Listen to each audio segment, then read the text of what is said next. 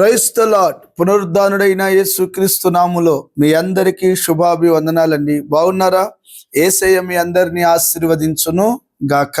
అనుదిన వాత్సల్యత అనునేటి వాక్య ధ్యానాంశాన్ని ఉదయకాలం ధ్యానించుకుందాం రండి.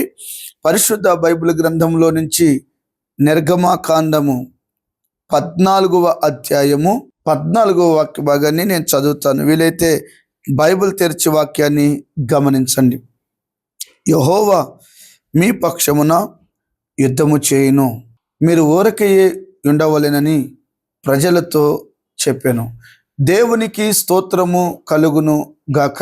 దైవజనమా, చదవబడిన ఈ వాక్య భాగంలో ఈ ఉదయకాలం నా ప్రభు మీతో మాట్లాడుతున్న ఒక చక్కటి మాట ఏంటో తెలుసా? యెహోవా మీ పక్షమున యుద్ధము చేస్తాడు. ఎంత చక్కటి మాట అండి. ఈ రోజున నీ పక్షాన నిలబడేవాడు లేడని, నీ కుటుంబం పక్షాన నిలబడేవారు లేదని, మీ పిల్లల పక్షాన నిలబడేవారు లేరని కన్నీరు కారుస్తున్నావు కదో, కుమిలిపోతున్నావు కదో, వేదన చెందుతున్నావు కదో, ఎందుకు నాకు ఈ బ్రతుకు అనుకుంటున్నావు కదో, చస్తే బాగుండు అనుకుంటున్నావు కదో. హలో తల్లి, నీతోనే ప్రభు మాట్లాడుతున్నాడు. చీ అది పిచ్చి ఆలోచన. అయ్యా, నీతోనే ప్రభు మాట్లాడుతున్నాడు. ఒక్కొక్కసారి మన మనస్సు అలా అనిపించినంత మాత్రాన అది సాతాను ప్రేరేపణ కానీ దేవుడు ప్రేరేపణ కాదు. మారు మనసు పొందావు, బాప్టిజం తీసుకున్నావు, మందిరానికి క్రమంగా వెళ్తున్నావు, దేవుడిని నమ్మావు. దేవుడు నిన్ను విడిచిపెడతాడా? నువ్వు అనుకుంటున్నావు నన్ను దేవుడు మర్చిపోయాడేమో, మీరు అనుకుంటున్నారు దేవుడు నా పక్షాన యుద్ధం చేయడేమో అని. నేనేమంటానో తెలుసా? ఓరకనే నిలిచి ఉండి చూడు. దేవునిలో ఉన్న నీవు ఓరకనే నిలిచి ఉండి చూడు. వాస్తవానికి ఇక్కడ జరిగిన చరిత్ర మీకు తెలుసు కదా. ఇశ్రాయేలు ప్రజలు భయాందోళనమైన పరిస్థితిలో ఉన్నప్పుడు దైవజనుడైన మోషే అన్నాడు, మీరు ఓరకనే చూడడి, ఇప్పుడు ఈ శత్రువులు మీరికి ఎన్నడూ చూడరు అన్నాడు. అన్నట్టుగానే అద్భుతం. ఎర్ర సముద్రం 2 పాయలుగా చీల్చబడి 6 లక్షల మంది పైగా అద్దరికి చేర్చబడి శత్రువులు ఏవండి ఆ యొక్క ఎర్ర సముద్రంలో మునిగిపోయి నేటికి రథచక్రాలు దొరుకుతూనే ఉన్నాయిగా. కొన్ని కోట్ల సంవత్సరాల చరిత్ర అయినా నేటికి పరిశుద్ధాత్మ దేవుడు తన ప్రజల పక్షాన ఉన్నానని ఆ ఈజిప్టులో అనేకులకు సాక్షిగా నా దేవుడు ప్రజల్ని నిలబెట్టాడుగా. నువ్వెందుకు కంగారు పడుతున్నావు? నువ్వెందుకు బాధపడుతున్నావు? నువ్వెందుకు దుఃఖపడుతున్నావు? దేవుడు నీ పక్షమున లేడనా? నువ్వు యెహోవాను సేవించగలిగితే, యెహోవా యందు భయభక్తులు కలిగి ఉంటే, యెహోవా మీద విశ్వాసం కలిగి ఉంటే, ఏదైనా తప్పులోనో బలహీనతలోనూ పడిపోతే దావీదు వలె నువ్వు పశ్చాత్తాపడగలిగితే ఆయన నీ పక్షమునే యుద్ధం చేయబోతున్నాడు. నీ కుటుంబం పక్షమునే యుద్ధం చేయబోతున్నాడు. ఇప్పుడు చూస్తున్న ఈ నింద, ఇప్పుడు అనుభవిస్తున్న ఈ బాధ ఎప్పుడు ఉంటుందనుకోవద్దు. చీకటి ఎప్పుడు ఉంటుందా? ఎంత కటిక చీకటైనా తెల్లారుతుంది కదండి. ఎంత వెలుగుగా ఉన్నా ఒక రోజున మరలా చీకటి పడుతుంది కదండి. దేవుడు గొప్పవాడు. నీవు గనక ఆయన మీద ఆశ పెట్టుకుంటే, విశ్వసించగలిగితే, నీకొస్తున్న ప్రతి బలహీనతల్లో మౌనంగా ప్రభు చేతికి నువ్వు అప్పగించగలిగితే ఆయన నీ పక్షమున యుద్ధము చేయగలడు. ఒక మాటలో చెప్పాలంటే ఏమండి, దావీదు పక్షమున దేవుడు యుద్ధం చేశాడు.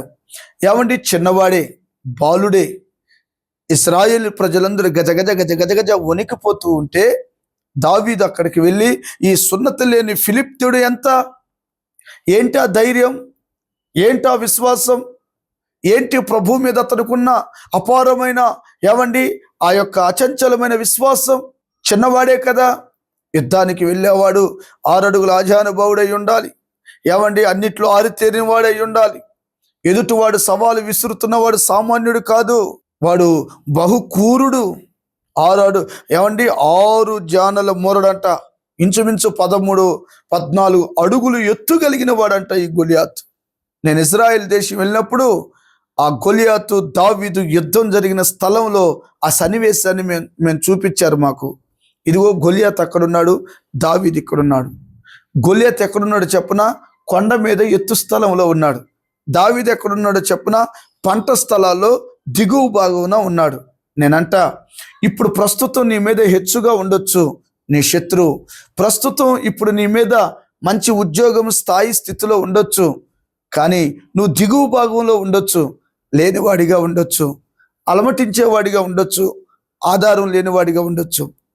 యేసయ్య మీద నువ్వు విశ్వాసం ఉంచగలిగితే ఆయన నీ పక్షమున యుద్ధం చేయబోతున్నాడు. ఆయన యుద్ధం చేస్తే ఎలాగుంటుందో తెలుసా? అర్థం కాదు, అద్భుతాన్ని చూస్తావు. వాస్తవానికి వడిసెలో రాయి పెట్టుకొని, సైన్యములకు అధిపత్యగు యెహోవా నామం పేరిట నీ మీదకి యుద్ధానికి వస్తున్నానని దావీదు చెప్పినప్పుడు ఏమండి ఇసిరి కొట్టాడు కదా, అది నుదుటి భాగంలో తగిలింది కదా. ఇలా కొడితే వెనక్కి పడాలి కానీ ముందుకు పడ్డాడేంది? బోర్లో పడేను అని రాయబడి ఉంది. అంటే కొట్టింది ఎవరు? యేసయ్య. యుద్ధం చేసింది ఎవరు? సైన్యములకు అధిపత్యగు యెహోవా. ఈ వాక్యం వింటున్న నీతో, నువ్వు ఒకవేళ యుద్ధం చేస్తే నవ్వులు పాలైపోతావు, నువ్వు యుద్ధం చేస్తే సిగ్గుపడిపోతావు. నువ్వు దేవుని చేతికి అప్పగించి దేవుని పక్షమున యుద్ధానికి నువ్వు వెళ్ళగలిగితే ఆయన నీతో యుద్ధము జరిగించి నీకు గొప్ప విజయము ప్రభు దయచేయునుగాక. చూడండి బిడ్లారా, యేసయ్య మోషే పక్షాన ఉన్నాడు కాబట్టి ఎర్ర సముద్రం పాయలుగా చేసి శత్రువులతో యుద్ధమాడి వారిని హతమొందాడు. దావీదు దేవుడు పక్షమున యుద్ధం చేశాడు గనుక శత్రువుని నేలమట్టం వరకు కూల్చి అఖండ విజయాన్ని పొందాడు. ఏమండి, నేను వీరుడిని, శూరుడిని, ఏదో చేయాలని భయపడిన సౌలు రాజ్యాన్ని కోల్పోయాడు. నేనంట, యుద్ధం నువ్వు చేయొద్దు, ప్రయత్నాలు నువ్వు చేయొద్దు, శత్రువుతో సాహసించొద్దు. సాతాను శక్తుల మీద జయమిచ్చిన యేసు నామమును నువ్వు ధరించుకొని ప్రభు సన్నిధిలో కనిపెట్టగలిగితే ఆయన నిన్ను నడిపించును గాక. దేవుడు మీ పక్షమున యుద్ధం చేసి మీ నోటి నిండా నవ్వు కలిగించును గాక. తలలు వంచండి, ప్రార్థన. ప్రేమ కలిగిన మహాపరిశుద్ధుడు అయిన తండ్రి, యుద్ధము మీదే అన్నావు, మీరు చేయండి ప్రభువా. మేము బలహీనులు అని ఒప్పుకుంటున్నాం. ఘనమైన కార్యాలు, బలమైన కార్యాలు, పిల్లలతో యుద్ధం, శత్రువుతో యుద్ధం, చుట్టూత ప్రజలతో యుద్ధం నేను చేసి నవ్వులు పాలైపోయాను. మీ చేతికి అప్పగిస్తూ ఉండగా యేసు నామములో యుద్ధములో జయము కలిగించును గాక. యేసయ్య నామాన్ని అడిగి పొంది నాము తండ్రి, amen. Thank you. God bless you.